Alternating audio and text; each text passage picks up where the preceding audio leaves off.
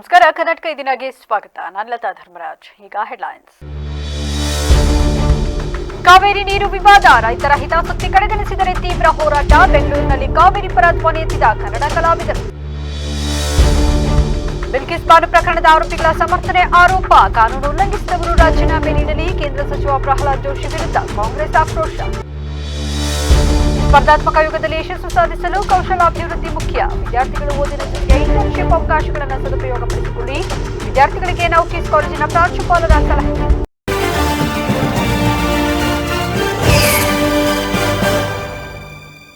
ತಮಿಳುನಾಡಿಗೆ ಪ್ರತಿದಿನ 3500 ಕ್ಯೂಸೆಕ್ಸ್ ನೀರು ಬಿಡುಗಡೆ ಮಾಡುವ ಕಾವೇರಿ ನೀರು ನಿಯಂತ್ರಣ ಸಮಿತಿಯ ಆದೇಶ ರಾಜ್ಯದಲ್ಲಿ ಮತ್ತೆ ತೀವ್ರ ಆಕ್ರೋಶಕ್ಕೆ ಕಾರಣವಾಗಿದೆ. ಈ ಆದೇಶವನ್ನು ವಿರೋಧಿಸಿ ಬೆಂಗಳೂರಿನ ಫ್ರೀಡಂ ಪಾರ್ಕ್ನಲ್ಲಿ ಕರ್ನಾಟಕ ಚಲನಚಿತ್ರ ಪೋಷಕ ಕಲಾವಿದರ ಸಂಘ ಹಾಗೂ ರಿಪಬ್ಲಿಕನ್ ಪಾರ್ಟಿ ಆಫ್ ಇಂಡಿಯಾ ಪ್ರತ್ಯೇಕವಾಗಿ ಪ್ರತಿಭಟನೆ ನಡೆಸಿ ಸರ್ಕಾರದ ವಿರುದ್ಧ ಆಕ್ರೋಶ ವ್ಯಕ್ತಪಡಿಸಿದೆ. ತಮಿಳುನಾಡಿಗೆ ನೀರು ಹರಿಸುವುದನ್ನು ಖಂಡಿಸಿ ಹಿರಿಯ ಕಲಾವಿದ ಡಿಂಗ್ರಿ ನಾಗರಾಜ್ ನೇತೃತ್ವದಲ್ಲಿ ಕರ್ನಾಟಕ ಚಲನಚಿತ್ರ ಪೋಷಕ ಕಲಾವಿದರ ಸಂಘದ ಸದಸ್ಯರು ಫ್ರೀಡಂ ಪಾರ್ಕ್ನಲ್ಲಿ ಖಾಲಿ ಬಿಂದಿಗೆ ಹಿಡಿದು ವಿನೂತನ ಹಾಗೂ ತೀವ್ರ ಅಣುಕು ಪ್ರದರ್ಶನ ನಡೆಸಿದರು.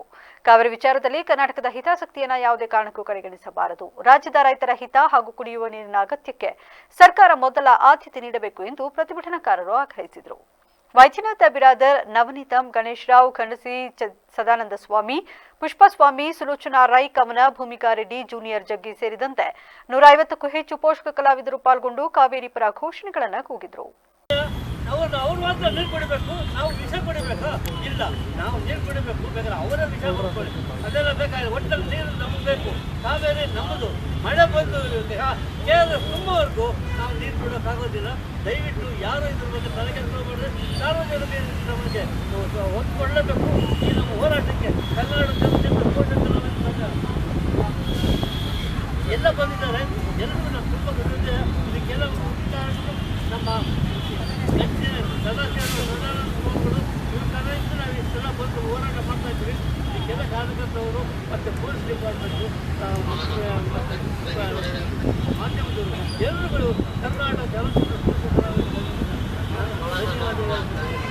ಕೇಂದ್ರ ಶಿಕ್ಷಣ ಸಚಿವ ಪ್ರಹ್ಲಾದ್ ಜೋಶಿ ಹಾಗೂ ಬಿಜೆಪಿ ಸಂಸದ ಅನುರಾಗ್ ಠಾಕೂರ್ ಅವರ ಮಹಿಳಾ ವಿರೋಧಿ ಹೇಳಿಕೆಗಳನ್ನು ತೀವ್ರವಾಗಿ ಖಂಡಿಸಿ, ಹಾಗೆಯೇ ಕಾನೂನು ಉಲ್ಲಂಘಿಸಿರುವ ಬಿಜೆಪಿ ಶಾಸಕರಾದ ಸಿಟಿ ರವಿ, ಯಶ್ಪಾಲ್ ಸುವರ್ಣ ಮತ್ತು ಡಾಕ್ಟರ್ ಭರತ್ ಶೆಟ್ಟಿ ಅವರನ್ನು ಕೂಡಲೇ ಬಂಧಿಸಬೇಕೆಂದು ಒತ್ತಾಯಿಸಿ ಕಾಂಗ್ರೆಸ್ ಪಕ್ಷದ ವತಿಯಿಂದ ಬೃಹತ್ ಪ್ರತಿಭಟನೆ ನಡೆಸಲಾಯಿತು. ಬಿಲ್ಕಿಸ್ ಬಾನು ಅತ್ಯಾಚಾರ ಮತ್ತು ಕೊಲೆ ಪ್ರಕರಣದ ಆರೋಪಿಗಳನ್ನು ಸಮರ್ಥಿಸಿಕೊಂಡಿದ್ದಾರೆ ಎಂದು ಆರೋಪಿಸಿರುವ ಕೇಂದ್ರ ಶಿಕ್ಷಣ ಸಚಿವ ಪ್ರಹ್ಲಾದ್ ಜೋಶಿ ವಿರುದ್ಧ ಕಾಂಗ್ರೆಸ್ ನಾಯಕರು ಆಕ್ರೋಶ ವ್ಯಕ್ತಪಡಿಸಿದರು.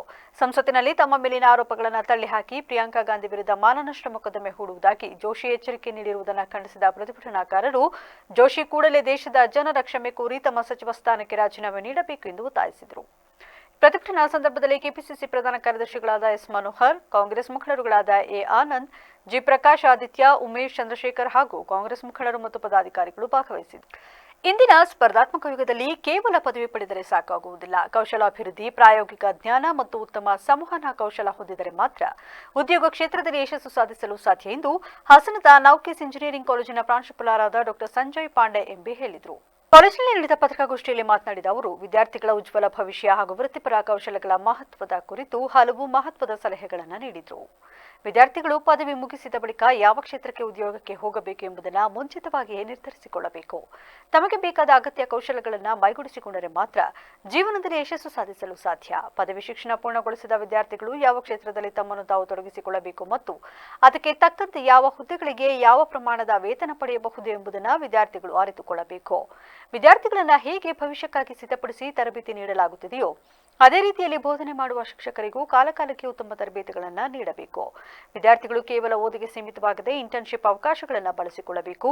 ಇದರೊಂದಿಗೆ ಸ್ಟೈಫಂಡ್ ಕೂಡ ಲಭ್ಯವಿರುತ್ತದೆ ಎಂಬುದನ್ನು ವಿದ್ಯಾರ್ಥಿಗಳು ಅರಿತುಕೊಳ್ಳಬೇಕು ಎಂದು ತಿಳಿಸಿದರು. ಇವಾಗ ನಾವು BSc BCom ಮಾಡಿದ್ರೆ ಬರುವಂಥ ಇಶ್ಯೂಸು, ಇಂಜಿನಿಯರಿಂಗ್ ಮಾಡಿದ್ರೆ ಬರುವಂಥ ಇಶ್ಯೂಸು, ಇದಿಷ್ಟನ್ನು ತಗೊಂಡು ಸುಮಾರು ಒಂದು 5 ಪಾಯಿಂಟ್ ಅಂತಂದರೆ 5 ಪ್ಯಾರಾಮೀಟರ್ಸ್ ಅಂತ ನಾವು ತೊಗೊಂಡ್ರೆ, ಒಂದು ಸ್ಕಿಲ್ ಏನೇನು ಕಲಿತಾರೆ.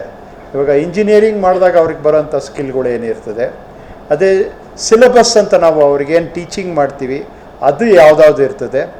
ಮೂರನೇದು ಟೀಚಿಂಗ್ ಮೆಥಡಾಲಜಿ ಅಂತ, ಯಾವುದಾದ್ರು ಸಬ್ಜೆಕ್ಟ್ಗಳ್ನ ಇಲ್ಲ ಕೋರ್ಸ್ಗಳ್ನ ನಾವು ಮಾಡ್ತೀವಿ ಅಂತ.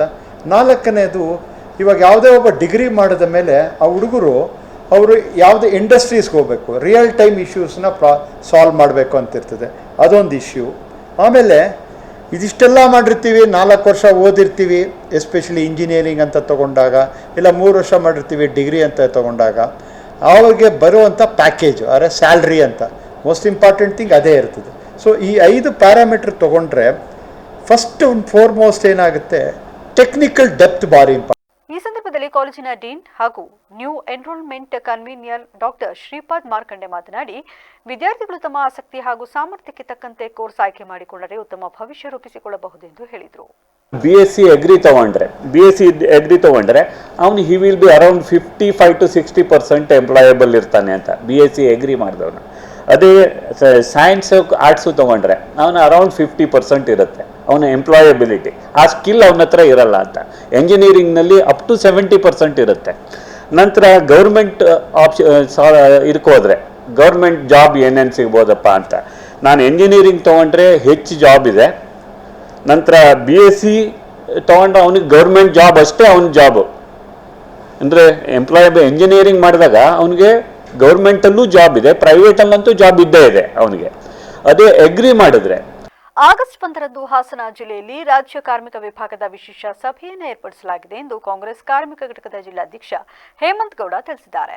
ನಗರದಲ್ಲಿ ಸುದ್ದಿಗೋಷ್ಠಿ ನಡೆಸಿ ಮಾತನಾಡಿದ ಅವರು, ಮುಂಬರುವ ಸ್ಥಳೀಯ ಸಂಸ್ಥೆಗಳ ಚುನಾವಣೆ ಹಾಗೂ ಕಾರ್ಮಿಕರ ಸಂಕಷ್ಟಗಳ ಕುರಿತು ವಿಸ್ತೃತವಾಗಿ ಚರ್ಚಿಸಲು ಈ ಸಭೆ ಹಮ್ಮಿಕೊಳ್ಳಲಾಗಿದೆ. ಮುಂಬರುವ ಜಿಲ್ಲಾ ಪಂಚಾಯಿತಿ ಮತ್ತು ತಾಲೂಕು ಪಂಚಾಯಿತಿ ಚುನಾವಣೆಗಳ ರಣತಂತ್ರ ಹಾಗೂ ಪಕ್ಷದ ಸಂಘಟನೆಯ ಬಗ್ಗೆ ಸಭೆಯಲ್ಲಿ ಗಂಭೀರ ಚರ್ಚೆ ನಡೆಸಲಾಗುತ್ತದೆ. ಕಾರ್ಮಿಕರು ಎದುರಿಸುತ್ತಿರುವ ಸಮಸ್ಯೆಗಳು ಮತ್ತು ಅವರ ಹಿತರಕ್ಷಣೆಗೆ ಕೈಗೊಳ್ಳಬೇಕಾದ ಕ್ರಮಗಳ ಕುರಿತು ಸಭೆಯಲ್ಲಿ ನಿರ್ಣಯ ಕೈಗೊಳ್ಳಲಾಗುವುದು. ಈ ಕಾರ್ಯಕ್ರಮಕ್ಕೆ ರಾಜ್ಯ ಕಮಿಟಿಯಿಂದ ರಾಜ್ಯಾಧ್ಯಕ್ಷರು ಹಾಗೂ ನಿರ್ದೇಶಕರುಗಳು ಆಗಮಿಸಿ ಮಾರ್ಗದರ್ಶನ ನೀಡಲಿದ್ದಾರೆ ಎಂದು ಹೇಮಂತ್ ಗೌಡ ತಿಳಿಸಿದರು. ದಿನಾಂಕ 1/8/2026 ಶನಿವಾರ ನಾಳೆ ಒಂದು ಹಾಸನ ಜಿಲ್ಲೆಯಲ್ಲಿ ರಾಜ್ಯ ಕಾರ್ಮಿಕ ವಿಭಾಗದ ಕಾರ್ಯಕಾರಿಣಿ ಸಭೆಯನ್ನು ಏರ್ಪಾಡು ಮಾಡಿದ್ದೀವಿ. ಈ ಒಂದು ಸಭೆಗೆ ನಮ್ಮ ರಾಜ್ಯಾಧ್ಯಕ್ಷರಾದಂಥ ಪುಟ್ಟಸ್ವಾಮಿಗೌಡರು ಮತ್ತು ರಾಜ್ಯ ಪದಾಧಿಕಾರಿಗಳು, ಪ್ರತಿ ಜಿಲ್ಲೆಯ ಜಿಲ್ಲಾಧ್ಯಕ್ಷರುಗಳು ಸಹ ಭಾಗವಹಿಸ್ತಾ ಇದ್ದಾರೆ. ಈ ಕಾರ್ಯಕಾರಿಣಿಯ ಉದ್ದೇಶ ಇಷ್ಟೇ, ಮುಂಬರ್ತಕ್ಕಂತಹ ಜಿಲ್ಲಾ ಪಂಚಾಯತಿ ಆಗಿರ್ಬೋದು, ತಾಲೂಕ್ ಪಂಚಾಯತಿ ಆಗಿರ್ಬೋದು ಮತ್ತು ಗ್ರಾಮ ಪಂಚಾಯತಿ ಆಗಿರ್ಬೋದು, ಅದ್ರ ಜೊತೆಗೆ ಬೆಂಗಳೂರು ಮಹಾನಗರ ಪಾಲಿಕೆ GB ಎಲೆಕ್ಷನ್ ಕೂಡ ಆಗಿರ್ಬೋದು, ಇದ್ರ ಬಗ್ಗೆ ಕೂಲಂಕುಷವಾಗಿ ಚರ್ಚೆ ಮತ್ತು ಕಾರ್ಮಿಕರ ಒಂದು ಏನು ಇಲಾಖೆಯ ಸೌಲಭ್ಯಗಳು ಇದೆ ಅದು ಜನಗಳಿಗೆ ಹೇಗಾಗ್ತದೆ, ಅದನ್ನು ಹೇಗೆ ಮಾಡಬೇಕು ಅನ್ನೋದ್ರ ಬಗ್ಗೆ ಚರ್ಚೆ ಮಾಡಬೇಕು ಅಂತಲೇ ಪ್ರತಿ ತಿಂಗಳು ಸಹ ಒಂದೊಂದು ಜಿಲ್ಲೆಯಲ್ಲಿ ಒಂದು ಕಾರ್ಯಕಾರಿಣಿಯನ್ನು ಮಾಡ್ತಾರೆ ರಾಜ್ಯ ಕಮಿಟಿಯವರು. ಸುದ್ದಿಗೋಷ್ಠಿಯಲ್ಲಿ ರವಿಚಂದ್ರನ್, ಕಾಮಾಕ್ಷಮ್ಮ, ಲೋಕೇಶ್, ಗಂಡಸಿ ಪ್ರದೀಪ್ ಹಾಜರಿದ್ದರು. ಹೇಮಾವತಿ ನದಿಯಿಂದ ನೀರನ್ನೆತ್ತಿ ದಂಡಿಗನಹಳ್ಳಿ ಹೋಬಳಿಯ ಆನೆಕೆರೆ ಗ್ರಾಮದ ಶಂಭುಲಿಂಗೇಶ್ವರ ದೇವರ ಕೆರೆಗೆ ನೀರು ತುಂಬಿಸುವ ಯೋಜನೆಯಲ್ಲಿ ಜಮೀನು ಕಳೆದುಕೊಂಡ ಸಂತ್ರಸ್ತ ರೈತರ ದೀರ್ಘಕಾಲದ ಹೋರಾಟಕ್ಕೆ ಕೊನೆಗೂ ಯಶಸ್ಸು ಸಿಕ್ಕಿದೆ ಎಂದು ಬಿಜೆಪಿ ಜಿಲ್ಲಾ ಪ್ರಧಾನ ಕಾರ್ಯದರ್ಶಿ ಗಿರೀಶ್ ನಂಬಿಹಳ್ಳಿ ತಿಳಿಸಿದ್ದಾರೆ. ಪಟ್ಟಣದ ಗಾಲ್ಕಾಂಬ ರಸ್ತೆಯಲ್ಲಿರುವ ತಾಲೂಕು ಪತ್ರಕರ್ತರ ಭವನದಲ್ಲಿ ಸುದ್ದಿಗೋಷ್ಠಿ ನಡೆಸಿ ಮಾತನಾಡಿದ ಅವರು, ರೈತರಿಗೆ ನ್ಯಾಯ ಒದಗಿಸಲು ನಡೆಸಿದ ಹೋರಾಟದ ಹಾದಿಯ ಬಗ್ಗೆ ವಿವರಿಸಿದರು. ಹೇಮಾವತಿ ನೀರು ಪೈಪ್ಲೈನ್ ಕಾಮಗಾರಿ ವೇಳೆ ಜಮೀನು ಕಳೆದುಕೊಂಡ ರೈತರಿಗೆ ಯಾವುದೇ ಪರಿಹಾರ ನೀಡದೆ ಗುತ್ತಿಗೆದಾರರು ಕಾಮಗಾರಿ ಮುಂದುವರೆಸುತ್ತಿದ್ದರು. ಈ ಬಗ್ಗೆ ರೈತರು ತಮ್ಮ ಬಳಿ ಬಂದು ಅಳಲು ತೋಡಿಕೊಂಡ ತಕ್ಷಣ ಸ್ಥಳಕ್ಕೆ ತೆರಳಿ ಕಾಮಗಾರಿಯನ್ನು ತಾತ್ಕಾಲಿಕವಾಗಿ ತಡೆಯಲಾಗಿತ್ತು ಎಂದು ಗಿರೀಶ್ ನಂಬಿಹಳ್ಳಿ ತಿಳಿಸಿದರು. ಅಂದು ಜಿಲ್ಲಾ ಉಸ್ತುವಾರಿ ಸಚಿವರಾಗಿದ್ದ ಕೆ. ಗೋಪಾಲಯ್ಯ ಹಾಗೂ ನೀರಾವರಿ ಸಚಿವರಾದ ಗೋವಿಂದ ಕಾರಜೋಳ ಅವರೊಂದಿಗೆ ಚರ್ಚಿಸಿ ಜಮೀನು ಕಳೆದುಕೊಂಡ ರೈತರಿಗೆ ಕೂಡಲೇ ಪರಿಹಾರ ಮಂಜೂರು ಮಾಡಿಸುವಲ್ಲಿ ಪ್ರಮುಖ ಪಾತ್ರ ವಹಿಸಲಾಯಿತು ಎಂದರು. ವಿಚಾರ ಏನಪ್ಪಾ ಅಂತ ಅಂದ್ರೆ 2022 ಹೇಮಾವತಿ ನದಿಯಿಂದ ನೀರನ್ನು ಎತ್ತಿ ಚನ್ನರಾಯಪಟ್ಟಣ ತಾಲೂಕು ಆನೆಕೆರೆ ಗ್ರಾಮದ ಶಂಭುಲಿಂಗನ ದೇವರಿಗೆ ಕೆರೆ ನೀರು ತುಂಬಿಸುವ ಒಂದು ಯೋಜನೆ ಕಾರ್ಯಕ್ರಮ ನಡೀತಾ ಇತ್ತು. ಸದರಿ ಅಲ್ಲಿ ಒಂದು ಸಿಂಗೇನಹಳ್ಳಿ, ನಮ್ಮ ದಂಡಿನಹಳ್ಳಿ ಹೋಬಳಿ ಸಿಂಗೇನಹಳ್ಳಿ ಗ್ರಾಮದಲ್ಲಿ ಏಕೈಕಿ ಇಂಜಿನಿಯರ್ಗಳೆಲ್ಲ ಬಂದು ಯಾವುದೇ ರೈತರುಗಳಿಗೆ ಪರಿಹಾರ ಕೊಡದೆ ಅದನ್ನ ಗುಂಡಿನ ತೆಗಿತಾ ಇದ್ರು. ಆ ರೈತರು, ಅಲ್ಲಿದ್ದಂಥ ರೈತರು ನಮ್ಮ ಬಿಜೆಪಿ ಮುಖಂಡರುಗಳಿಗೆ ಕರೆ ಮಾಡಿ ನಮಗೆ ವಿಚಾರಗಳನ್ನ ತಿಳಿಸಿದ್ರು. ಕೂಡಲೇ ನಾವೆಲ್ಲ ಕಾರ್ಯಪ್ರವೃತ್ತರಾಗಿ ಸ್ಥಳಕ್ಕೆ ಹೋಗಿ ಅಲ್ಲಿ ರೈತರುಗಳನ್ನ ವಿಚಾರಿಸಿದಂಥ ಸಂದರ್ಭದಲ್ಲಿ ಯಾವುದೇ ರೈತರಿಗೆ 1 ರೂಪಾಯಿ ಹಣಕಾಸು ಯಾವುದೇ ನೋಟಿಫಿಕೇಶನ್ ಆಗದೇನೆ ಅದನ್ನ ತೆಗಿತಾ ಇರೋದು ಕಂಡುಬಂತು. ನಾವು ಕೂಡಲೇ ಆಗಲೇ ನಮ್ಮ ಏನು ಹೇಮಾವತಿ ಇಂಜಿನಿಯರ್ AEE ಅವರಿದ್ರು, ಅವ್ರನ್ನ ಮತ್ತೆ ತಹಸೀಲ್ದಾರ್, ಆ ಸಂದರ್ಭದಲ್ಲಿ ಇದ್ದಂಥ ತಹಸೀಲ್ದಾರ್ ಆಗಿರ್ಬೋದು, ಎಲ್ಲ ಇಲಾಖೆ ಅಧಿಕಾರಿಗಳನ್ನ ಇದು ಮಾಹಿತಿ ಕೇಳಿದಂಥ ಸುದ್ದಿಗೋಷ್ಠಿಯಲ್ಲಿ ಬಿಜೆಪಿ ಜಿಲ್ಲಾ ರೈತ ಮೋರ್ಚಾ ಪ್ರಧಾನ ಕಾರ್ಯದರ್ಶಿ ನಗೇಶ್, ಶ್ರೀನಿವಾಸ್, ವಿದ್ಯಾಪ್ರಸಾದ್ ಇನ್ನು ಮುಂತಾದವರು ಹಾಜರಿದ್ದರು. ಟೀನೇಜ್ ವಯಸ್ಸಿನಲ್ಲಿ ವಿದ್ಯಾರ್ಥಿಗಳು ಹಲವು ರೀತಿಯ ಆಕರ್ಷಣೆ, ಡಿಸ್ಟ್ರಾಕ್ಷನ್ ಹಾಗೂ ಡೈವರ್ಷನ್ಗಳಿಗೆ ಒಳಗಾಗುವ ಸಾಧ್ಯತೆ ಹೆಚ್ಚಿರುತ್ತದೆ. ಅವುಗಳಿಂದ ದೂರವಿದ್ದು ವಿದ್ಯಾಭ್ಯಾಸದ ಕಡೆ ಹೆಚ್ಚಿನ ಕಾನ್ಸಂಟ್ರೇಷನ್ ನೀಡಬೇಕು ಎಂದು ಪ್ರಧಾನ ಸಿವಿಲ್ ಮತ್ತು ಜೆಎಂಎಫ್ಸಿ ನ್ಯಾಯಾಧೀಶೆ ಚಂಪಾಶ್ರೀ ಹೇಳಿದರು. ಅರ್ಕಲಗೂಡು ಪಟ್ಟಣದ ಕೋಟೆ ಸರ್ಕಾರಿ ಪ್ರೌಢಶಾಲೆಯಲ್ಲಿ ತಾಲೂಕು ಕಾನೂನು ಸೇವೆಗಳ ಸಮಿತಿ ಹಾಗೂ ವಕೀಲರ ಸಂಘದ ವತಿಯಿಂದ ಆಯೋಜಿಸಿದ್ದ ಮಾನವ ಕಳ್ಳಸಾಗಣೆ ವಿರೋಧಿ ದಿನಾಚರಣೆ ಕಾರ್ಯಕ್ರಮದಲ್ಲಿ ಮಾತನಾಡಿದ ಅವರು, ಇಂದಿನ ಕಾಲದಲ್ಲಿ ಶಿಕ್ಷಣ ಕ್ಷೇತ್ರದಲ್ಲಿ ತೀವ್ರ ಸ್ಪರ್ಧೆ ಇದೆ. ವಿದ್ಯಾರ್ಥಿಗಳು ತಮ್ಮದೇ ಆದ ಗುರಿಯನ್ನು ರೂಪಿಸಿಕೊಂಡು ಅದನ್ನು ಸಾಧಿಸುವ ನಿಟ್ಟಿನಲ್ಲಿ ನಿರಂತರವಾಗಿ ಪ್ರಯತ್ನಿಸಬೇಕು ಎಂದರು. ಡಿಸ್ಟ್ರಾಕ್ಷನ್ಸ್ ಆಗಲಿ, ಡೈವರ್ಷನ್ಸ್ ಆಗಲಿ ತುಂಬಾ ಆಗುತ್ತೆ. ಅದನ್ನೆಲ್ಲ ಹೊರತುಪಡಿಸಿ ಓದೋದ್ರ ಬಗ್ಗೆ ಕಾನ್ಸಂಟ್ರೇಷನ್ ಮಾಡಿ ಲೈಫು ತುಂಬಾ ಈಗ ನಿಮ್ಮ ಜನರೇಷನ್, ನಮ್ಮ ಜನರೇಷನ್ ಮುಗಿದು ನಿಮ್ಮ ಜನರೇಷನ್ ಏನಂದ್ರೆ ಇವಾಗ ಲೈಕ್ ಒಂದು 90% ಅಂದ್ರೆ ಒಂದು 100 ಜನ, ಒಂದು 95% ಅಂದ್ರೆ ಒಂದು ಆಲ್ಮೋಸ್ಟ್ ಒಂದು 50 ಮೆಂಬರ್ಸ್. ನಮ್ಮ ಕಾಲದಲ್ಲೆಲ್ಲ ಒಂದು 75. ಒಂದನೇ ಹೆಚ್ಚುವರಿ ಸಿವಿಲ್ ಮತ್ತು ಜೆಎಂಎಫ್ಸಿ ನ್ಯಾಯಾಧೀಶೆ ಸುಮಾ ಟಿ ಮಾತನಾಡಿ, ಬಡತನ ಅಥವಾ ಹಣದ ಆಸೆಯಿಂದ ಕೆಲ ಮಕ್ಕಳು ಅಪರಿಚಿತರ ತೋರಿಸುವ ಆಮಿಷಗಳಿಗೆ ಸುಲಭವಾಗಿ ಆಕರ್ಷಿತರಾಗುವ ಸಾಧ್ಯತೆ ಇದೆ. ಉದ್ಯೋಗ ಅಥವಾ ಹಣದ ಆಮಿಷವೊಡ್ಡಿ ಮಕ್ಕಳನ್ನು ದಾರಿ ತಪ್ಪಿಸುವ ಘಟನೆಗಳು ನಡೆಯುತ್ತಿವೆ. ಆದ್ದರಿಂದ ಇಂತಹ ಆಮಿಷಗಳ ಬಗ್ಗೆ ವಿದ್ಯಾರ್ಥಿಗಳು ಎಚ್ಚರಿಕೆಯಿಂದ ಇರಬೇಕು ಎಂದರು. ನೀವು ಜಾಗೃತಿಯನ್ನು ಬೆಳೆಸ್ಕೊಳ್ಳೋದ್ರೆ ಈ ರೀತಿ ಇವರೆಲ್ಲ ಏನು ಸಮಸ್ಯೆಗಳು ಹೇಳಿದ್ರು, ಹ್ಯೂಮನ್ ಟ್ರಾಫಿಕ್ ಇಂದ ಏನೇನು ಆಗುತ್ತೆ ಅನ್ನೋ ಸಮಸ್ಯೆಗಳು ಹೇಳಿದ್ರು, ಅದೆಲ್ಲ ನಿಮಗೆ ತಲೆ ಹೋಗಿದೆ ಅಂತ ಅನ್ಕೋತೀನಿ ನಾನು.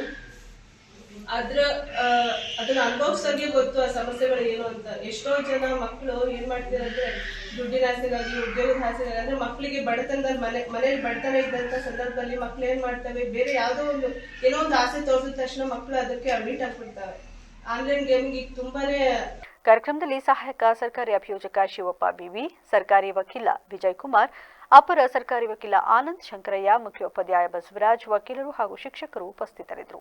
ಉತ್ತಮ ಶಿಕ್ಷಕರು ನಿವೃತ್ತಿಯಾಗಬಹುದು, ಆದರೆ ಅವರು ರೂಪಿಸಿದ ವಿದ್ಯಾರ್ಥಿಗಳು ಹಾಗೂ ಸಮಾಜಕ್ಕೆ ನೀಡಿದ ಶಿಕ್ಷಣ ಸೇವೆ ಎಂದಿಗೂ ನಿವೃತ್ತಿಯಾಗುವುದಿಲ್ಲ.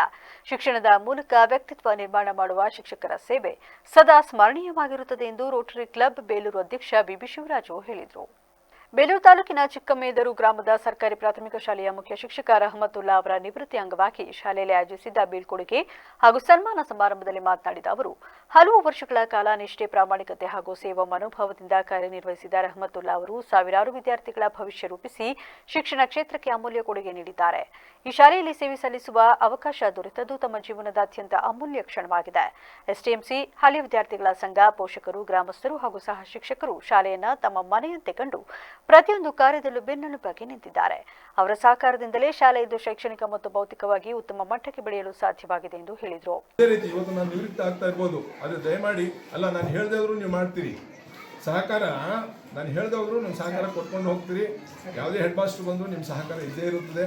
ಹಾಗಾಗಿ ಇರುವಂಥ ನಮ್ಮ ಶಿಕ್ಷಕರಿಗೆ ಇನ್ನೊಬ್ರು ನೋಡಿ, ನಮ್ಮ ನಿವೃತ್ತಿಯಾಗಿ 2 ವರ್ಷ ಆಯಿತು.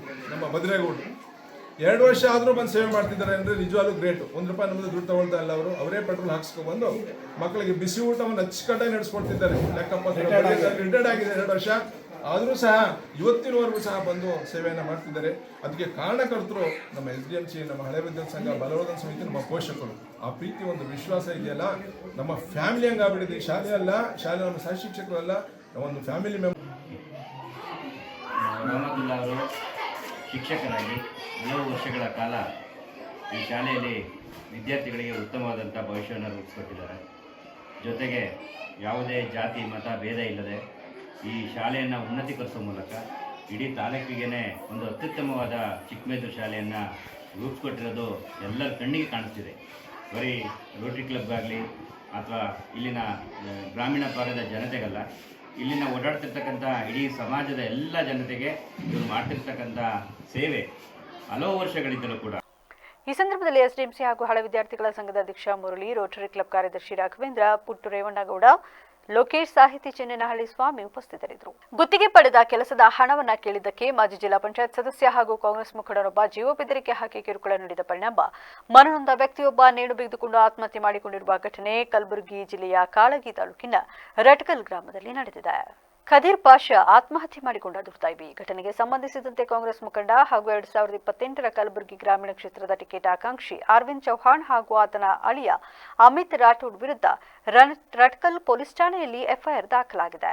ಸೇಡಂನ ಸಿಮೆಂಟ್ ಕಾರ್ಖಾನೆಯೊಂದರಲ್ಲಿ ಕಾಂಗ್ರೆಸ್ ಮುಖಂಡ ಅರವಿಂದ್ ಚೌಹಾಣ್ ಕಾಮಗಾರಿಯ ಗುತ್ತಿಗೆ ಪಡೆದಿದ್ದರು. ಈ ಕೆಲಸಕ್ಕೆ ಮೃತ ಖದೀರ್ ಪಾಷಾ ಅವರು ಕೂಲಿಕಾರರನ್ನ ಕರೆದುಕೊಂಡು ಹೋಗಿ ಪ್ರಾಮಾಣಿಕವಾಗಿ ಕೆಲಸ ಮಾಡಿಸಿದ್ರು. ಮುಗಿದ ಕೆಲಸದ ಕೂಲಿ ಹಣವನ್ನು ಕೇಳಲು ಹೋದಾಗ ಕಾಂಗ್ರೆಸ್ ಮುಖಂಡ ಅರವಿಂದ್ ಚೌಹಾಣ್ ಹಾಗೂ ಆತನ ಅಳಿಯ ಅಮಿತ್ ರಾಠೋಡ್ ಹಣ ನೀಡದೆ ಖದೀರ್ ಪಾಷಾಗೆ ಆವಾಜ್ ಹಾಕಿ ಜೀವ ಬೆದರಿಕೆ ಹಾಕಿದರು ಎನ್ನಲಾಗಿದೆ. ಮೃತನ ಪತ್ನಿ ಅನಿಸಾ ಬೇಗಂ ಅವರು ನೀಡಿದ ದೂರಿನ ಮೇರೆಗೆ ರೆಡ್ಕಲ್ ಪೊಲೀಸ್ ಠಾಣೆಯಲ್ಲಿ ಆರೋಪಿಗಳ ವಿರುದ್ಧ ಪ್ರಕರಣ ದಾಖಲಾಗಿದ್ದು ಪೊಲೀಸರು ತನಿಖೆ ಮುಂದುವರೆಸಿದ್ದಾರೆ. ಅವ್ರ ಹಳೆ ಏನೋ ಆಗಬೇಕಂತೆ ಅಮಿತ್ ರಾಠೋಡು ಅರವಿಂದ್ ಚೌಹಾಣ್ ಅವ್ರ ಬಾಬರು ಒಂದು ಫ್ರೀ ಕಂಪನಿಯಿಂದ ಒಂದು ಫ್ರಿಜ್ ವರ್ಕ್ ಹಿಡಿದ್ರು. ಫ್ರಿಜ್ ವರ್ಕ್ ಹಿಡಿದ್ರೆ ನಮ್ಮ ಅಣ್ಣವ್ರು ಸೆಂಟ್ರಿಂಗ್ ಕೆಲಸ ಮಾಡೋರು. ಆ ಫ್ರಿಜ್ಜಿನ ಸೆಂಟ್ರಿಂಗ್ ವರ್ಕ್ ಕೆಲಸ ಇದ್ದಿದ್ದು ನಮ್ಮ ಅಣ್ಣವ್ರು ಹಿಡ್ದಾರೆ. ಹಿಡಿಬೇಕಾದ್ರೆ ಇವರು ಇಬ್ಬರು ಕುಲ್ತಿಗೆಂದು ಅಗ್ರಿಮೆಂಟ್ ಮಾಡ್ಕೊಂಡಾರ. ಸ್ಟಾರ್ಟಿಂಗು 10% ಪೇಮೆಂಟ್ ಕೊಡೋದಿತ್ತು. ಅಲ್ಲಿ ಹೋಗಿ ಮಟೀರಿಯಲ್ ಹಾಕಿದ್ರೂಪ್ಲೆ 10% ಪೇಮೆಂಟ್ ಕೊಡೋದಿತ್ತು. ಪೇಮೆಂಟ್ ಕೊಟ್ಟಿಲ್ಲ ಅವರು, ಸ್ವಲ್ಪ ಕೊಟ್ಟರು ನಡಿ ಇವತ್ತಿಲ್ಲ ನಾಳೆ ಕೊಡ್ತಾರೆ ಅಂತ ಕೇಸಿಂದು ಬಂಗಾಲಿಂದ ಹೋಗಿ ಲೇಬರ್ ತಂದರು. ತಂದು ಕೇಸಿಂದು ಕೆಲಸ ಚಾಲೂ ಮಾಡಿದ್ರು. ಚಾಲೂ ಮಾಡಿ ಪೇಮೆಂಟ್ ಮಾಡ್ಲಾರ್ದ್ರೆ ಲೇಬರ್ ಓಡೋದ್ರು. ರಾಡ್ ಬೆಂಡಿಂಗ್ ಕೆಲಸ ಪೂರ ಆಗ್ಯದ, ಓಡೋದ್ರು. ಆಯಿತು, ಕಾಂಕ್ರೀಟ್ ಮಾಲ್ ಇಷ್ಟೇ. ಕೇರ್ಪೇಟೆ ತಾಲೂಕಿನ ಬುಕನಕೆರೆ ಹೋಬಳಿಯ ಕಾಶಿಮೃಗನಹಳ್ಳಿ ಗ್ರಾಮದ ಯುವ ಮುಖಂಡ ಪ್ರೀತಮ್ ಅವರ 35ನೇ ವರ್ಷದ ಹುಟ್ಟುಹಬ್ಬ ಪ್ರಯುಕ್ತ ಗ್ರಾಮದ ಸರ್ಕಾರಿ ಕಿರಿಯ ಪ್ರಾಥಮಿಕ ಶಾಲೆ ಮಕ್ಕಳಿಗೆ ಶಾಲಾ ಬ್ಯಾಗ್ಗಳನ್ನು ವಿತರಿಸುವ ಮೂಲಕ ಅರ್ಥಪೂರ್ಣವಾಗಿ ಜನ್ಮದಿನವನ್ನು ಆಚರಿಸಲಾಯಿತು. ಶಾಲಾ ಮಕ್ಕಳಿಗೆ ಬ್ಯಾಗ್ ವಿತರಿಸಿ ಮಾತನಾಡಿದ ಗ್ರಾಮ ಪಂಚಾಯಿತಿ ಮಾಜಿ ಸದಸ್ಯ ನಿಂಗಣ್ಣ ಅವರು, ಇತ್ತೀಚೆಗೆ ಆಡಂಬರ ಹುಟ್ಟುಹಬ್ಬ ಮಾಡುವ ಯುವ ಮುಖಂಡರ ಮಧ್ಯೆ ನಮ್ಮ ಯುವ ಮುಖಂಡ ಪ್ರೀತಮ್ ಅವರು ತಮ್ಮ ಹುಟ್ಟುಹಬ್ಬವನ್ನು ಸರ್ಕಾರಿ ಶಾಲಾ ಮಕ್ಕಳಿಗೆ ಬ್ಯಾಗ್ ನೀಡುವ ಮೂಲಕ ಸರಳವಾಗಿ ಆಚರಿಸಿ ಮಾದರಿಯಾಗಿದ್ದಾರೆ. ಇಂತಹ ಸೇವಾ ಮನೋಭಾವ ಇಂದಿನ ಯುವಕರಿಗೆ ಅಗತ್ಯವಿದೆ ಎಂದು ಶ್ಲಾಘಿಸಿದರು. ಬಳಿಕ ಮಾತನಾಡಿದ ಯುವ ಮುಖಂಡ ಪ್ರೀತಮ್, ಶಿಕ್ಷಣವೇ ಸಮಾಜದ ಬೆಳವಣಿಗೆಗೆ ಮೂಲ. ಮಕ್ಕಳ ಭವಿಷ್ಯ ಉಜ್ವಲವಾಗಲು ಎಲ್ಲರೂ ಕೈಜೋಡಿಸಬೇಕು. ಮುಂದೆಯೂ ಇಂತಹ ಸಾಮಾಜಿಕ ಕಾರ್ಯಗಳನ್ನು ಮುಂದುವರಿಸುತ್ತೇನೆ ಎಂದು ಭರವಸೆ ನೀಡಿ ಶಾಲಾ ಆವರಣದಲ್ಲಿ ಮಕ್ಕಳ ಜೊತೆಗೆ ಸಸಿ ನೆಟ್ಟು ಪರಿಸರ ಸಂರಕ್ಷಣೆಯ ಸಂದೇಶ ನೀಡಿದ ಬಳಿಕ ಮಕ್ಕಳಲ್ಲಿ ಪರಿಸರ ಪ್ರಜ್ಞೆ ಮೂಡಿಸಿದರು. ಈ ಸಂದರ್ಭದಲ್ಲಿ ಪಾಟೀಲ್ ಬೋರೇಗೌಡ, ಎಲ್ಐಸಿ ಗೋಪಾಲ್, ಹರೀಶ್, ದೇವರಾಜು, ಬೈರಣ್ಣ ಸೇರಿದಂತೆ ಗ್ರಾಮದ ಮುಖಂಡರು ಉಪಸ್ಥಿತರಿದ್ದರು. ಕಲಬುರಗಿ ನಗರದ ಗಾಜಿಪುರದಲ್ಲಿರುವ 1008 ಆದಿನಾಥ ದಿಗಂಬರ ಜೈನ ಮಂದಿರದಲ್ಲಿ ಮಂಗಳ ಕಳಶ ಸ್ಥಾಪನಾ ಸಮಾರಂಭವು ಶ್ರದ್ಧಾ ಭಕ್ತಿಯಿಂದ ಜರುಗಿತು ಎಂದು ಕಲಬುರಗಿ ಜಿಲ್ಲಾ ಜೈನ ಸಮಾಜದ ತ್ಯಾಗಿ ಸೇವಾ ಸಮಿತಿಯ ದೀಪಕ್ ಪಂಡಿತ್ ತಿಳಿಸಿದ್ದಾರೆ. ಇದೇ ವೇಳೆ ಮಾತನಾಡಿದ ಅವರು, ವಿಶ್ವಶಾಂತಿ ಹಾಗೂ ಭಾರತ ದೇಶದ ಸಮೃದ್ಧಿಯನ್ನು ಕಾಂಕರಿಸಿ ಪವಿತ್ರ ಪಾವನ ಭೂಮಿಯಾದ ಕಲಬುರಗಿ ನಗರಕ್ಕೆ ಮುನಿ ಮಹಾರಾಜರು ಚಾತುರ್ಮಾಸ ನಿಮಿತ್ತ ವಿಜಯಂತ ತಂದಿದ್ದಾರೆ. ಈ ಧಾರ್ಮಿಕ ಮಹೋತ್ಸವದಲ್ಲಿ ಕಲಬುರಗಿ ಜಿಲ್ಲಾ ಜೈನ ಸಮಾಜದ ಬಂಧುಗಳು ಹಾಗೂ ಭಕ್ತಾದಿಗಳು ಹೆಚ್ಚಿನ ಸಂಖ್ಯೆಯಲ್ಲಿ ಪಾಲ್ಗೊಂಡು ಧರ್ಮ ಶ್ರವಣ ಮತ್ತು ಮಹಾರಾಜರ ಆಶೀರ್ವಾದ ಪಡೆದರು. ಬೇರೆ ಬೇರೆ ಪ್ರಕಾರ ಈ 16 ಕಳಶವನ್ನು ನಾವು ಯಾರ್ಯಾರು ಅವರ ಶಕ್ತಿಗನುಸಾರವಾಗಿ ತಗೋತಾರ ಅವರಿಗೆ ನಾವು ಕಳಶ ಆಗಿನ ದಿವಸ ಅವ್ರ ಕೈಯಲ್ಲಿ ಕೊಟ್ಟು 6 ಗಂಟೆಗೆ ಪಂಡಿತ್ ರಂಗಮಂದಿರದಿಂದ 16 ರಥದಲ್ಲಿ ಅವರೆಲ್ಲ ಯಾರ್ಯಾರು ಕಳಶ ತಗೊಂಡಿರ್ತಾರೆ ಅವರೆಲ್ಲರೂ ರಥದಲ್ಲಿ ಕುಳಿಸಿ ಪರಿವಾರ ಸಮೇತ ಅತಿ ವಿಜೃಂಭಣೆಯಿಂದ ಮೆರವಣಿಗೆ ಮಾಡ್ಕೊಳ್ತಾ ನಾವು ಮಂದಿರ ಬರ್ತೀವಿ. ಇದು ಗಾಜಿಪುರ ಮಂದಿರ ಬರ್ತೀವಿ. ಈ ನಮ್ಮ ಮಹಾರಾಜರ ವಿನೋದಗಳು ಕೂಡ ಕೊಟ್ಟಿವಿ ನಾವು. ಇವರ ಹೆಸರು ಅರ್ಶಚಿತ್ರ. ಬೆಂಗಳೂರು ಪೂರ್ವ ತಾಲೂಕಿನ ಕಾಚಮಾರನಹಳ್ಳಿ ಗ್ರಾಮದಲ್ಲಿ ಒತ್ತುವರಿ ಮಾಡಿಕೊಂಡಿರುವ ಕೋಟ್ಯಾಂತರ ರೂಪಾಯಿ ಮೌಲ್ಯದ ಕೆರೆ ಮುಳುಗಡೆ ಜಾಗವನ್ನು ಒತ್ತುವರಿ ತೆರವುಗೊಳಿಸಿ ಸರ್ಕಾರದ ವಶಕ್ಕೆ ಪಡೆಯಬೇಕು ಎಂದು ಭೀಮ್ ಪ್ರಜಾ ಸಂಘದ ರಾಜ್ಯಾಧ್ಯಕ್ಷ ವೈಟ್ಫೀಲ್ಡ್ ಮುರುಗೇಶ್ ಆಗ್ರಹಿಸಿದರು. ಪೂರ್ವ ತಾಲೂಕಿನ ವರ್ತೂರು ಹೋಬಳಿಯ ಕಾಚಮಾರನಹಳ್ಳಿ ಗ್ರಾಮದ ಸರ್ವೆ ನಂಬರ್ 74ರಲ್ಲಿರುವ ಕೆರೆ ಮುಳುಗಡೆಯ 2 ಎಕರೆ ಜಾಗವನ್ನು ಬಲಾಢ್ಯರು ನಕಲಿ ದಾಖಲೆ ಸೃಷ್ಟಿಸಿ ಕೆರೆ ನೀರು ಮುಳುಗಡೆಯ ಒತ್ತುವರಿ ಮಾಡಿಕೊಂಡು ಘನತ್ಯಾಜ್ಯ ವಸ್ತುಗಳನ್ನು ವಿಲೇವಾರಿ ಮಾಡುವ ಕಾರ್ಯ ನಡೆಸಲಾಗುತ್ತಿದೆ. ಸರ್ವೆ ನಂಬರ್ 74ರಲ್ಲಿ 6 ಎಕರೆ 26 ಗುಂಟೆ ಜಾಗ ಸರ್ಕಾರಿ ಜಮೀನಾಗಿದ್ದು, ಈ ಜಮೀನಿನ ಪೈಕಿ 4 ಎಕರೆ 26 ಗುಂಟೆ ಜಾಗ ಸರ್ವೆ ದಾಖಲೆಗಳ ಅನ್ವಯ ನೀರಿನ ಮೂಲವಾಗಿದೆ. ಸದರಿ ಜಮೀನನ್ನ ಆಕಾರ್ ಬಂದ್ನಲ್ಲಿ 5B ಕಾಲಂನಲ್ಲಿ ಇಡಲಾಗಿದೆ. ಅಲ್ಲದೆ ಗ್ರಾಮ ನಕಾಶೆಯಲ್ಲಿ ಕೆರೆ ಎಂದು ನಮೂದಿಸಲಾಗಿದೆ. 4 ಎಕರೆ 26 ಗುಂಟೆ ಜಮೀನಿನಲ್ಲಿ ಕೆರೆ ಅಭಿವೃದ್ಧಿಗೊಂಡಿದೆ. ಉಳಿದ 2 ಎಕರೆ ಜಮೀನು ಒತ್ತುವರಿಯಾಗಿದೆ ಎಂದು ದೂರಿದರು. ತೇಗ್ತಾ ಇದ್ದಾರೆ. ಈಗ ನಾವು ಯಾರನ್ನು ಕೇಳೋದು? ನಾವೇನಾದರೂ ಯಾರನ್ನಾದ್ರೂ ಕೇಳಿದ್ರೆ ನಮಗೆ ತುಂಬ ದೊಡ್ಡವ್ರು ಗೊತ್ತು. ಎಷ್ಟೋ ದೊಡ್ಡವರಾಗಲಿ ಕೆರೆನ ಒತ್ತುವರಿ ಮಾಡೋದಕ್ಕೆ ಬಿಡ್ತಾರಾ? ಕೆರೆನ ಲಪ್ಟಾಯಿಸಕ್ಕೆ ನೋಡ್ತಾರಾ? ಆದರೆ ನಾವಿವತ್ತು ಮೊನ್ನೆ ಕರೋನಾ ಬಂದು ಇಡೀ ದೇಶಾದ್ಯಂತ ಅಲ್ಲ, ಇಡೀ ಪ್ರಪಂಚನೇ ಕರೋನಾನಲ್ಲಿ ಎಷ್ಟೋ ಜನ ಮೃತಪಟ್ಟರು. ಆಗ ನಮಗೆ ಆ ಕರೋನಾ ಟೈಮಲ್ಲಿ ನಮಗೆ ಯಾವುದು ಬೇಕಾಗಿದ್ದು? ಆಕ್ಸಿಜನ್ ಅಂದರೆ ಎಲ್ಲಿಂದ ಬರುತ್ತೆ? ಮರ. ಆ ಮರಕ್ಕೆ ನೀರು ಹೋದ್ರೆ ತಾನೆ ಆ ನೀರು ಕೊಡುವಂಥ ಕೆರೆನೇ ಇವರು ಮುಚ್ತವ್ರಂದರೆ ಇನ್ನು ಯಾವ ರೀತಿ ಅಂತ ನಮ್ಗೆ ಗೊತ್ತಾಗ್ತಲ್ಲ. ಇದು ಎಲ್ಲಿ ತಪ್ಪಾಗೈತಂದರೆ, ಈಗ ಯಾರಾದರೂ ರಸ್ತೆನಲ್ಲಿ ಹೋಗೋರು ಈ ದಾಖಲೆ ಸೃಷ್ಟಿ ಮಾಡ್ತಾರಾ? ಈ ದಾಖಲೆ ಸೃಷ್ಟಿ ಮಾಡಿರೋದು ಅಧಿಕಾರಿಗಳಿಲ್ಲ. ಇಲ್ಲ ಅಂದರೆ ದಾಖಲೆ ಹೆಂಗೆ ಸೃಷ್ಟಿ ಮಾಡ್ತಾರೆ? ಅದನ್ನು ನಾವು ಈ ಸಂದರ್ಭದಲ್ಲಿ ನೇರವಾಗಿ ನಮ್ಮ ಕಂದಾಯ ಮಂತ್ರಿಗಳು ಜಿ ಪರಮೇಶ್ವರ್ ಸಾಹೇಬರು ಈ ಒಂದು ವಿಧಾನಸೌಧದಲ್ಲಿ ಮಾಧ್ಯಮಗಳೊಂದಿಗೆ ಮಾತನಾಡಿದ ಜಲಸಂಪನ್ಮೂಲ ಸಚಿವ ರಾಮಲಿಂಗಾರೆಡ್ಡಿ, ಕಾವೇರಿ ನೀರು ನಿರ್ವಹಣಾ ಪ್ರಾಧಿಕಾರ ಆದೇಶ, ವಿರೋಧ ಪಕ್ಷಗಳ ಪ್ರತಿಭಟನೆ ಹಾಗೂ ಮಹತ್ವದ ರಾಜಕೀಯ ಬೆಳವಣಿಗೆಗಳ ಕುರಿತು ಸ್ಪಷ್ಟನೆ ನೀಡಿದ್ದಾರೆ. ರಾಜ್ಯದಲ್ಲಿ ಕುಡಿಯುವ ನೀರಿನ ಸಮಸ್ಯೆ ಇಲ್ಲದಿದ್ದರೂ ವ್ಯವಸಾಯಕ್ಕೆ ನೀರಿನ ಕೊರತೆ ಇದೆ ಎಂದು ಅವರು ಒಪ್ಪಿಕೊಂಡಿದ್ದಾರೆ. ಸಿಡಬ್ಲ್ಯೂಆರ್ಸಿ ಆದೇಶದ ವಿರುದ್ಧ ನಾವು ಮೇಲ್ಮನವಿ ಸಲ್ಲಿಸಿದೆವು, ಆದರೆ ಅದು ಕೂಡ ಆದೇಶವನ್ನು ಎತ್ತಿ ಹಿಡಿದಿದೆ. ನೀರು ಬಿಟ್ಟು ಸಭೆ ಕರೆಯಲು ಆಗುತ್ತಾ ಎಂದು ಪ್ರಶ್ನಿಸಿದ ಅವರು, ಮುಖ್ಯಮಂತ್ರಿಗಳು ಸರ್ವಪಕ್ಷ ಸಭೆ ಕರೆದಿದ್ದಾರೆ. ಆ ಸಭೆಯಲ್ಲಿ ಎಲ್ಲರೊಂದಿಗೆ ಚರ್ಚಿಸಿ ಮುಂದಿನ ತೀರ್ಮಾನ ಕೈಗೊಳ್ಳಲಾಗುವುದು. ನೆಲ ಜಲ ಭಾಷೆ ವಿಚಾರದಲ್ಲಿ ನಾವೆಲ್ಲರೂ ಒಗ್ಗಟ್ಟು ಪ್ರದರ್ಶನ ಮಾಡಬೇಕಿದೆ. ಹಿಂದೆಯೂ ನಾವು ಅಂತಹ ಒಗ್ಗಟ್ಟು ಪ್ರದರ್ಶಿಸಿದ್ದೇವೆ. ಹೀಗಾಗಿ ಬಿಜೆಪಿ ಪ್ರತಿಭಟನೆ ಮಾಡುವ ಅವಶ್ಯಕತೆ ಇರಲಿಲ್ಲ ಎಂದರು. ವಿಪಕ್ಷದ ನಾಯಕರನ್ನು ಕರೆದಿದ್ದಾರೆ. ಸರ್ವಪಕ್ಷಗಳ ಮುಖಂಡರನ್ನ ಕರೆದಿದ್ದಾರೆ. ಅವರ ಅಭಿಪ್ರಾಯ ತಗೊಂಡು ಏನು ಮಾಡಬೇಕು ಅಂತ ಆಮೇಲೆ ಮುಂದಕ್ಕೆ ನಾವು ತೀರ್ಮಾನ ತಗೊಳ್ತೀವಿ. ಅಲ್ಲಿವರೆಗೂ ನೀರು ಬಿಡ್ತೀರಾ ಬಿಡಲ್ಲ? ಅದರ ಅರ್ಥ ಏನು? ಈಗ ವಿಪಕ್ಷಗಳನ್ನ ನಾವು ನೀರು ಬಿಟ್ಬಿಟ್ಟು ವಿಪಕ್ಷಗಳನ್ನ ಕರೆಯೋಕ್ಕಾಗತ್ತಾ? ವಿಪಕ್ಷಗಳನ್ನ ಕರೆದು ಅವರ ಅಭಿಪ್ರಾಯ ತಗೊಂಡು ಏನು ಮಾಡಬೇಕು ಅಂತ ಕರೀತಿರೋ ಉದ್ದೇಶನೇ ಅದು. ಮತ್ತೆ ಮಂಡ್ಯ ತಾಲೂಕಿನ ಬೀಚನಹಳ್ಳಿ ಗ್ರಾಮದಲ್ಲಿ ಸಾಲದ ಬಾಧೆ ತಾಳಲಾರದೆ ರೈತ ದಂಪತಿ ಆತ್ಮಹತ್ಯೆ ಮಾಡಿಕೊಂಡಿರುವ ಘಟನೆ ಅತ್ಯಂತ ದುಃಖಕರ ಹಾಗೂ ಮೈಜುಮ್ಮೆನಿಸುವ ಸಂಗತಿಯಾಗಿದೆ ಎಂದು ಬಿಜೆಪಿ ರಾಜ್ಯಾಧ್ಯಕ್ಷ ಬಿವೈ ವಿಜೇಂದ್ರ ಕಳವಳ ವ್ಯಕ್ತಪಡಿಸಿದ್ದಾರೆ.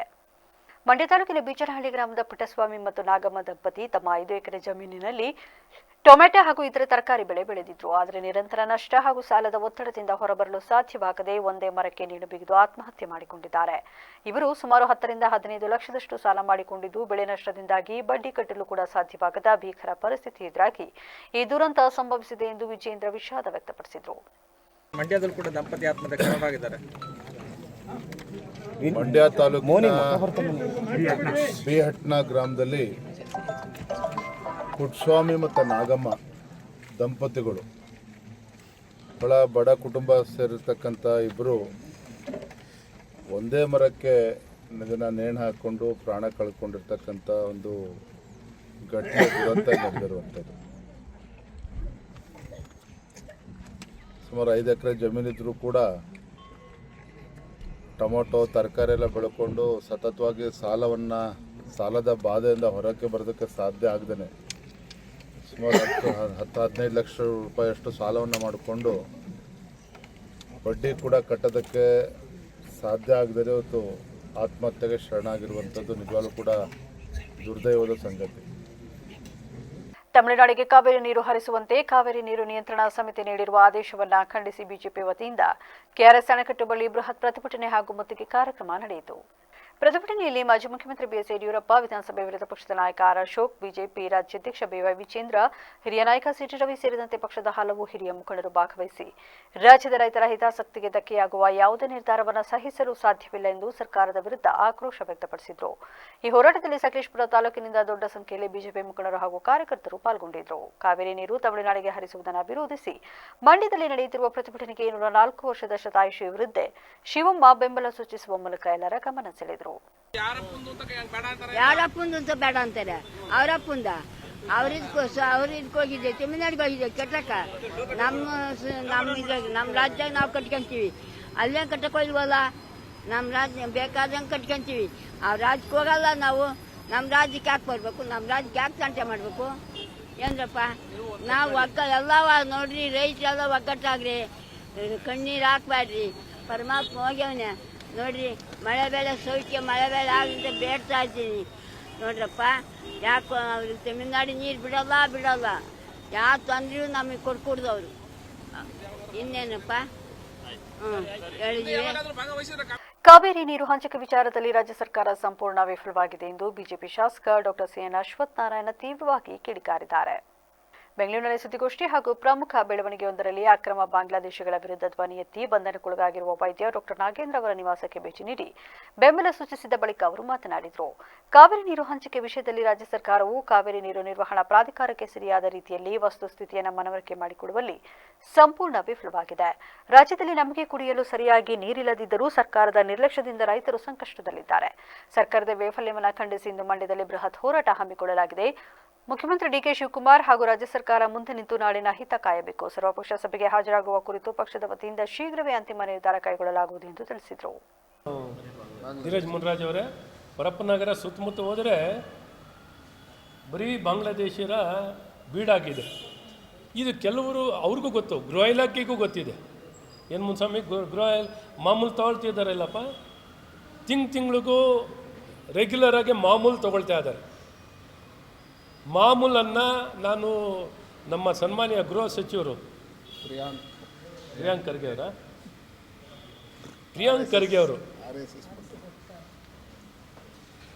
ಖರ್ಗೆ ಅವರು ತಾವು ಭಾಳ ಆಸಕ್ತಿನ ವಹಿಸಿ ಒಬ್ಬ ಗೃಹ ಸಚಿವನಾಗಿ ಕೆಲಸ ಮಾಡಬೇಕಂತ ಆಸಕ್ತಿಯಿಂದ ಬಂದಿದ್ದಾರೆ. ಸಂತೋಷ. ಆದರೆ ಇವತ್ತು ನಿಮಗೆ ಗಮನಕ್ಕೆ ತರಕ್ಕೆ ಇಷ್ಟಪಡ್ತೀನಿ, ನಿಮ್ಗೆ ತಿಳಿಸೋಕ್ಕೆ ಇಷ್ಟಪಡ್ತೀನಿ. ಕೊನೆಯಲ್ಲಿ ಮತ್ತೊಮ್ಮೆ ಹೆಡ್ಲೈನ್ಸ್. ಕಾವೇರಿ ನೀರು ವಿವಾದ, ರೈತರ ಹಿತಾಸಕ್ತಿ ಕಡೆಗಣಿಸಿದರೆ ತೀವ್ರ ಹೋರಾಟ. ಬೆಂಗಳೂರಿನಲ್ಲಿ ಕಾವೇರಿ ಪರ ಧ್ವನಿ ಎತ್ತಿದ ಕನ್ನಡ ಕಲಾವಿದರು.